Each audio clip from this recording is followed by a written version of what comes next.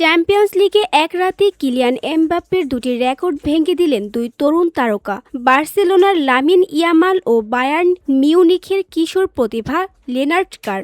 Sporting লিসবনের বিপক্ষে বায়ার্নের ৩-১ গোলের জয়ে নায়ক ছিলেন ১৭ বছর বয়সী কার। হ্যারি কেইন মাঠে থাকলেও গোলের সবচেয়ে বড় ভরসা হয়ে ওঠেন এই তরুণ ফরোয়ার্ড। তার গোলে প্রথমে এগিয়ে যায় বায়ার্ন, আর সেই গোলেই গড়েন ইতিহাস। চ্যাম্পিয়ন্স লিগে সবচেয়ে কম বয়সে টানা ৩ ম্যাচে গোলের রেকর্ড। বয়স মাত্র ১৭ বছর ২৯০ দিন। এতদিন এ রেকর্ডের মালিক ছিলেন এমবাপ্পে। ইতিহাস লিখেছেন বার্সেলোনার লামিন ইয়ামালও।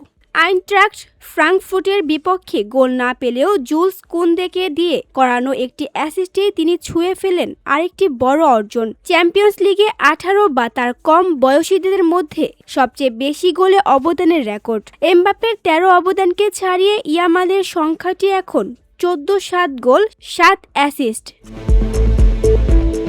যদিও ম্যাচ শেষে তাকে এক ম্যাচের নিষেধাজ্ঞার সিদ্ধান্ত শুনতে হয়েছে, তবু রেকর্ডের নিয়নে আলোকিত ছিল এই রাত। VOD Bangla news desk.